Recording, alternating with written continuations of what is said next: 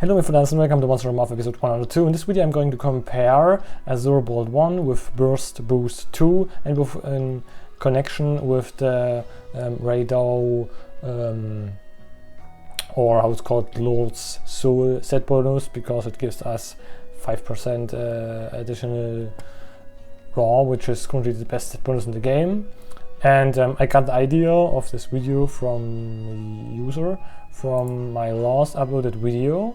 The last uploaded video was this TU 3.5 till update swag builds, and this got like 4,000 views in less than 3 days, so it didn't get that much attention before, because I don't know why it got so much attention. Maybe the last build video I uploaded is 6 months ago, because we didn't really get noticeable meta changes for the switch eggs to all these little updates, and it's the first time meta is going to be shaked up. And yes, thanks a lot for the comments, and we had a very short conversation about the idea of make use of the odogaron set bonus.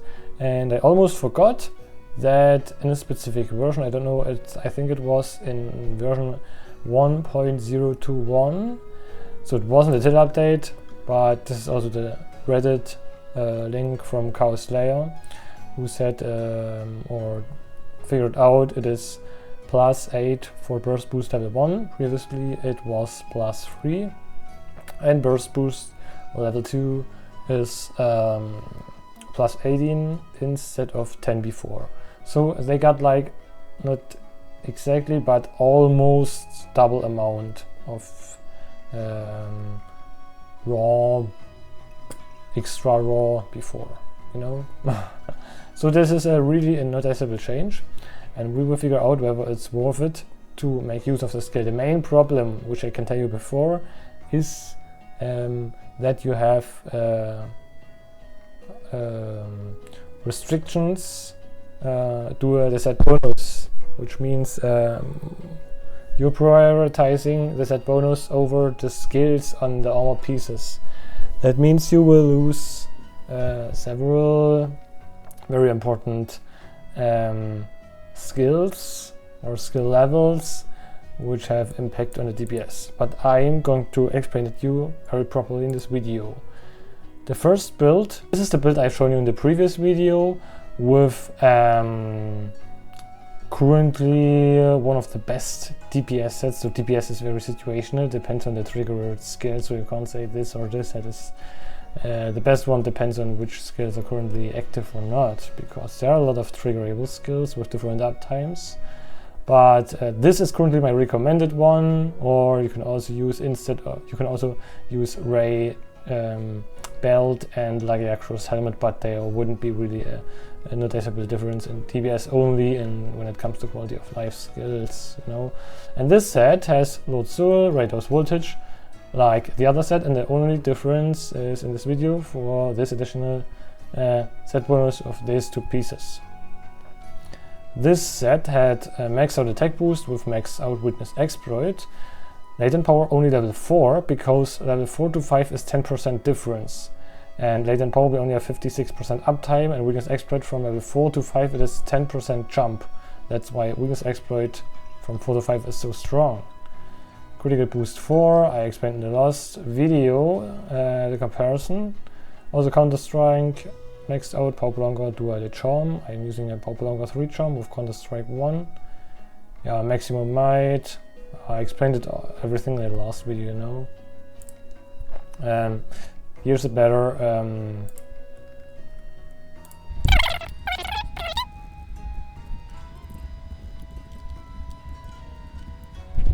weapon I've chosen is Ordian Elemental Fire with 28 element, which is mathematically the best one with the best damage output and also the best slots. Charm is power prolonger 3 with Counter Strike 1 and weapon 1 slot. And now I show you here the difference in these builds. So you can see at first view the trade-off. If you're swapping to burst boost level 1, you won't be able to squeeze in a weakness exploit. So why that's the case? Because you get alone 3 levels of weakness exploit, from the Lagia Cruise pieces. That means you have to compensate that, and there you come to the next reason or thing is the decos, because the decos are very heavily limited to a few DPS skills, and you have to prioritize other skills over weakness exploit, because weakness exploit is not the strongest skill of those, and you have to prioritize other skills. Like, for example, maximum might, which is stronger than weakness exploit, and I'm also explaining this in the video. Or also like might and power, the other levels, because they have better uptime. And the first levels of weakness exploit are pretty weak. Weakness exploit only get very strong at the last two skill levels. Low level weakness exploit doesn't really make sense. Also, you can see here a difference in latent power. We can use one level more of latent power, which is pretty useful because, like I said, one level of weakness exploit doesn't make sense, so it's a lot more efficient to use it to max out the latent power, even if it's not 100% uptime. And I also changed the burst uptime from 80% to 90%, because the set bonus skill also increases the extended duration of the skill when a skill is active for 1 second. So I increase it from 80 to 90%, and we also have 2 levels of burst minimum, which I can show you in this build, because we're using the boots for Ebony, Odogaron, and the helmet. And the helmet has burst level 2. Yes, so the other difference are just the set bonuses. We get rid of Azure Bolt, which is like, Azure Bolt is like 15% extra crit with uptime of maximum 40%. So it's like around 6% extra crit rate, and also 0.8 additional DPS. So that doesn't sound much, to be honest, but the main trade-off is that you will lose that 3 levels of weakness exploit, and instead getting off and also maximum might and latent power. So this is extremely powerful skills. Let's say that's 2 skill levels, 4 skill levels, that's 5 very powerful skill levels. And when you swap, so this is the best possible combination. You have on the legs nothing noticeable, just Divine Blessing, no DPS skill, and only on the helmet burst level 2, but you didn't really need level 2, level 1 is absolutely enough. That means on the best possible 2 set combination you get only 1 DPS skill, and from the Lagia Cruise pieces you get 5 DPS skills.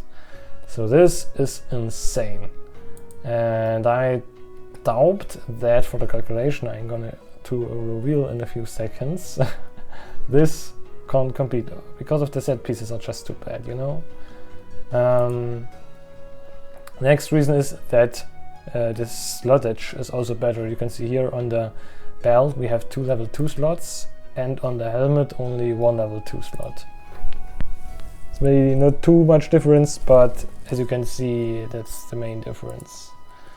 And as you can see here at the bottom, so don't be confused with the last video, because here I use different uptimes. For example, for weakness exploit I used 85% instead of 90% from the previous videos. So the DPS set from the recommended set from the video is like 172.1 DPS before the buff.